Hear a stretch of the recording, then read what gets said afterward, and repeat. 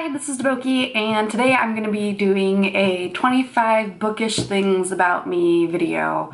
Yeah, just because. Number 1, the first book I ever checked out from the library was Nate the Great and the Snowy Trail. Number 2, Encyclopedia Brown taught me a lot of important things, including the fact that if the first day of the month is on a Sunday, that means that that month will have a Friday the 13th. Number 3, my babysitter growing up was basically Barnes & Nobles. Number 4, going back to number 3, like really, my parents are seriously overprotective.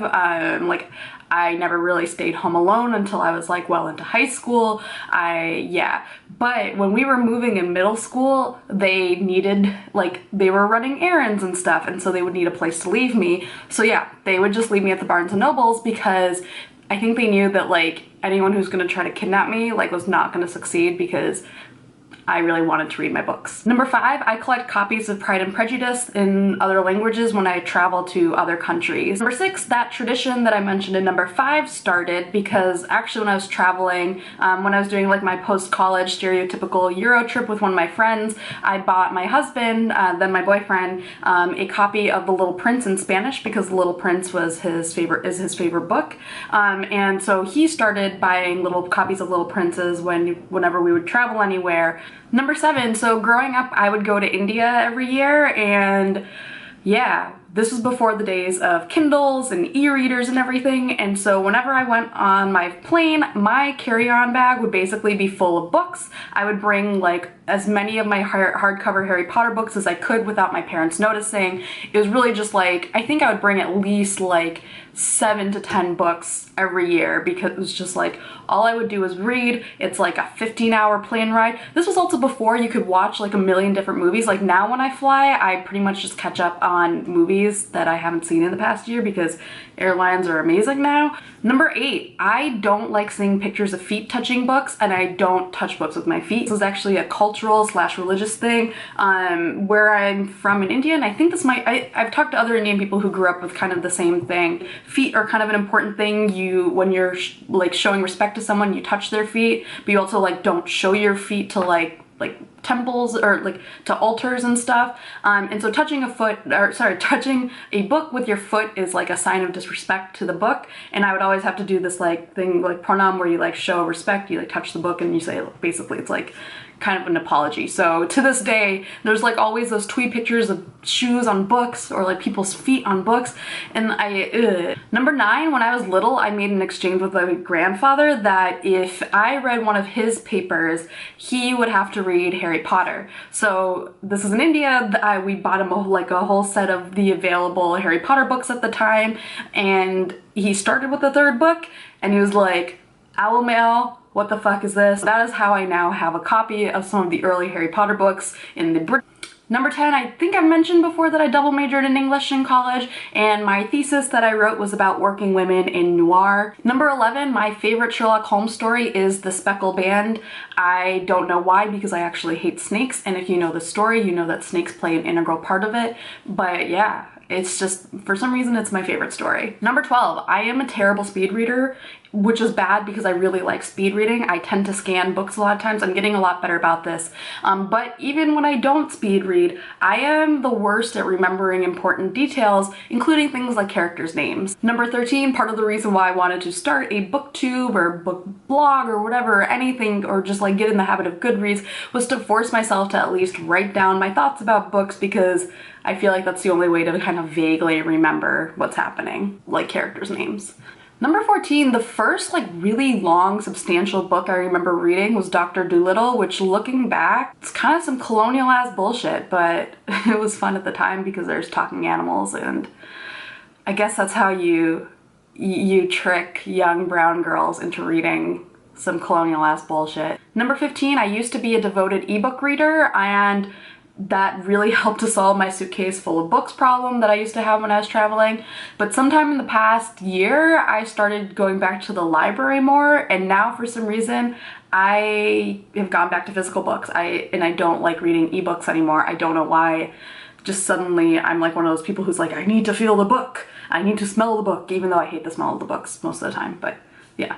I've become one of those people again. Number 16, I prefer hardcover books to paperback just because I always worry, because I kind of like, I read a lot when I'm commuting, so I'm always kind of throwing my books around. I'm always worried that I'm gonna rip paperback covers apart. Number 17, my favorite genre of audiobooks to listen to are comedians who are narrating their own books, like Amy Poehler and Aziz Ansari. Their audiobooks are great because, yeah, their voice is just so distinct. Number 18, the only book series that I think was more influential on my childhood than Harry Potter is probably Sailor Moon. Number 19, the Boston Public Library is one of my favorite places in Boston, especially since the renovation. Number 20, I prefer genre fiction like over all others, like sci-fi, fantasy, mysteries, romance, like all those things.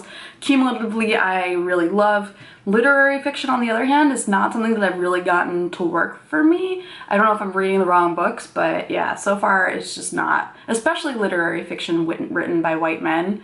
Yeah. Number 21, one of my favorite Neil Gaiman lines is actually, I'm pretty sure it's like in kind of the pre-text copy for American Gods. I don't know if it's written kind of enmeshed a little bit more in the beginning, but it's when he says that only the gods are real. For some reason that just always was something that stuck with me. 22, one of our Bengali like cultural traditions is that when a baby takes their first bite of solid food, we celebrate it. So at this celebration, one of the things that the baby does is basically decide their entire future. And the way that we do this is that we put multiple objects in front of the baby that like represent different things. Like a pen represents a writer, money represents like money, like they're going to be rich one day. Books represent that you're going to be really intelligent or something. So when I was a baby, they put money and a book. So I got to choose between being smart and being rich. And I chose the book, but then I promptly ripped it up. So I'm a little bit concerned about what that actually means. Number 23, this is kind of another Bengali thing. Actually, this is a super Bengali thing. So in 7th grade, we had to do a report on a poet.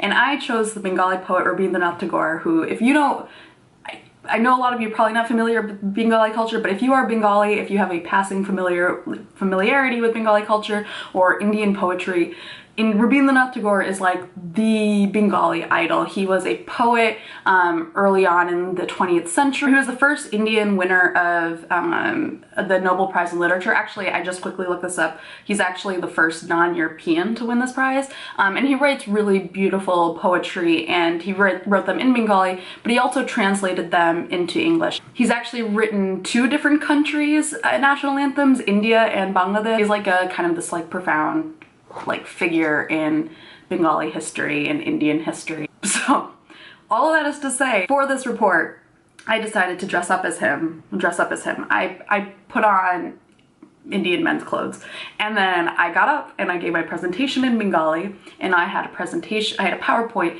that was like my translator, so that had all of the facts, and nobody in my class can understand me except for one of my friends who's not Bengali, but she speaks Urdu, so like some of the things are familiar, some of the words are similar, and I am giving this presentation as if I'm talking about him, except that my Bengali is okay, but it's not that great. So at some point I was just talking about squirrels, like repetitively, like I was just saying like squirrel, squirrel, squirrel, squirrel, squirrel over and over and over again, and I got an A on that project. So that's how you show respect to one of your country's preeminent poets. 24, books I read for fun in high school that I pretended to understand but actually didn't include Atlas Shrugged, Galaxy's Rainbow, and Paradise Lost.